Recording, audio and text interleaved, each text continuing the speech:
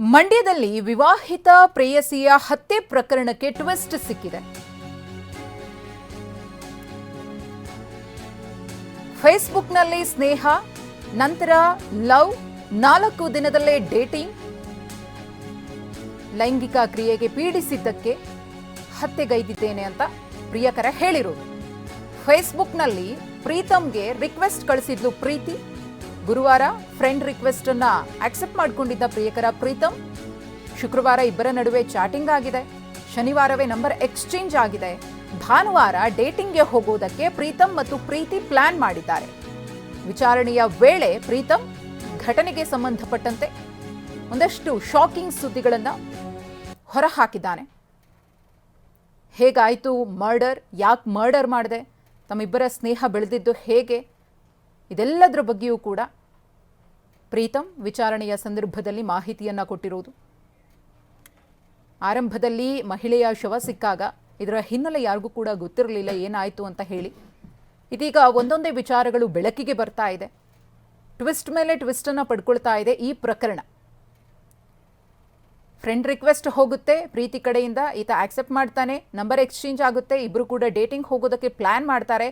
ಅದೇ ರೀತಿ ಮೈಸೂರಿಗೆ ಪ್ರವಾಸಕ್ಕೆ ಹೋಗ್ತಾರೆ. ಕಾರ್ನಲ್ಲೇ ಪ್ರಯಾಣವನ್ನು ಬೆಳೆಸ್ತಾರೆ ಪ್ರೀತಮ್ ಮತ್ತು ಪ್ರೀತಿ. ಇನ್ನು ಘಟನೆಗೆ ಸಂಬಂಧಪಟ್ಟಂತೆ ಮಂಡ್ಯ ಎಸ್ಪಿ ಮಾಹಿತಿಯನ್ನು ಕೊಟ್ಟಿದ್ದಾರೆ, ನೋಡೋಣ.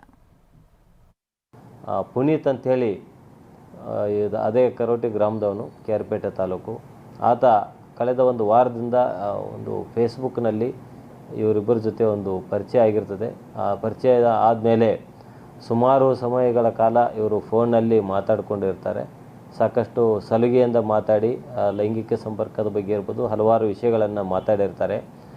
ಅವಳು ಆತನಿಗೆ ಕಳೆದ ಒಂದು ಭಾನುವಾರ ನೀನು ಹಾಸನಕ್ಕೆ ಬಾ, ನಾನು ಕರ್ಕೊಂಡು ಹೋಗು ಅಂತೇಳಿ ಹೇಳ್ತಾಳೆ. ಈತ ಹಾಸನಕ್ಕೆ ಹೋಗಿ ಅವಳನ್ನು ಕರ್ಕೊಂಡು ಬರ್ತಾನೆ.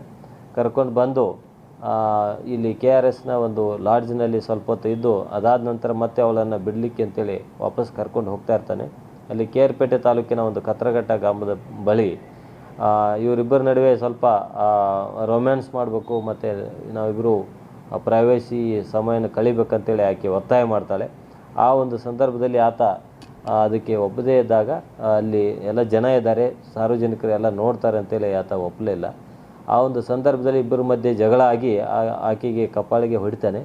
ಹೊಡೆದ ನಂತರದಲ್ಲಿ ಆಕೆ ಕೆಳಗೆ ಬಿದ್ದು ಅನ್ಕಾನ್ಷಿಯಸ್ ಆಗ್ತಾಳೆ. ಆವಾಗ ಕಲ್ಲಿಂದ ಆಕೆಗೆ ಹೊಡೆದು ಆಕೆನಲ್ಲೇ ಕೊಲೆ ಮಾಡಿ, ನಂತರ ಅಲ್ಲಿ ಯಾರಾದರೂ ನೋಡಿದರೆ ನಾನು ಸಿಕ್ಕಾಕೋತೀನಿ ಅಂಥೇಳಿ ಆಕೆ ಮೊಬೈಲನ್ನು ತನ್ನ ಕಡೆ ಇಟ್ಕೊಂಡು ಇದನ್ನು ಬಾಡಿಯನ್ನು ತನ್ನ ಕಾರಿನಲ್ಲಿ ಮತ್ತೆ ಹಾಕ್ಕೊಂಡು ಹೋಗಿ ಅಲ್ಲಿ ತನ್ನ ಜಮೀನಿನಲ್ಲಿ ಮುಚ್ಚಿ ಹಾಕಿರ್ತಾನೆ.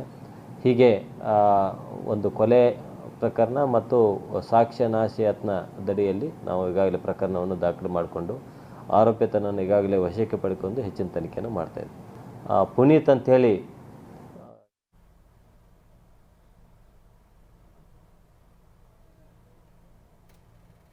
ಬೇಕಲ್ಲ ಅಂತ ಇವಳ ಹತ್ರ ಇವಳು ಒಡವೆ ಎಲ್ಲ ಹಾಕೊಂಡು ಹೋಗೋಳಲ್ಲ.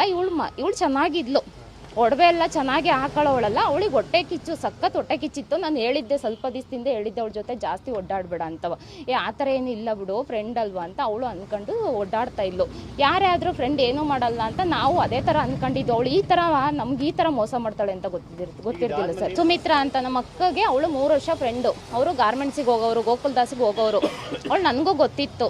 ಅವ್ರ ಮನೆಗೆಲ್ಲ ಹೋಗಿದ್ದೀವಿ ನಾವು. ಇವ್ರು 2 ಜನ ಸಖತ್ತು ದುಡ್ಡಿನ ವ್ಯವಹಾರ ಮಾಡ್ಕೊಳ್ಳೋರು. ಅವರು ನಮ್ಮ ಅಕ್ಕನೂ ಅವಳುವೆ, ಸುಮಿತ್ರಾ ಅನ್ನೋರುವೆ.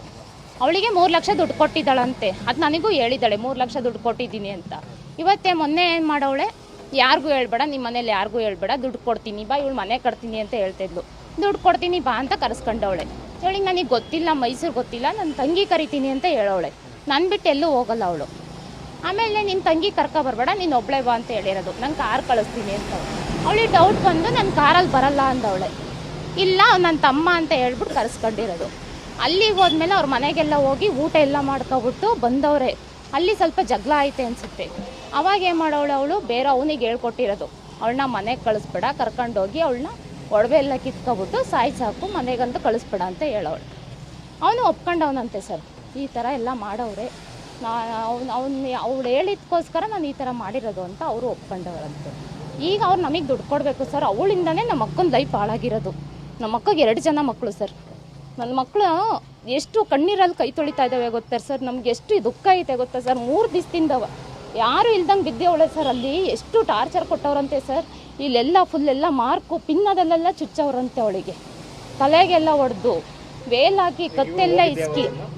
ಭಾನುವಾರ ಹೋಗಿರೋದು, 11 ಗಂಟೆಗೆ ಹೋಗಿರೋದು ಫಂಕ್ಷನ್ ಅಂತ ಹೋಗಿರೋ. ಅವ್ರ ಮನೇಲಿ ಬರ್ತಡೇ ಐತೆ ಅಂತ ಕರೆಸ್ಕೊಂಡಿರೋದು ಅವಳು ಸುಮಿತ್ರಾ ಅನ್ನೋರು. ಅಲ್ಲಿ ಬರ್ತಡೇನೂ ಇಲ್ಲ, ಏನೂ ಇಲ್ಲ, ದುಡ್ಡು ವಾಪಸ್ ಕೊಡಬೇಕಲ್ಲ ಅಂತ. ಇವಳ ಹತ್ರ ಇವಳು ಒಡವೆ ಎಲ್ಲ ಹಾಕೊಂಡು ಹೋಗೋಳಲ್ಲ, ಇವಳು ಚೆನ್ನಾಗಿದ್ಲು.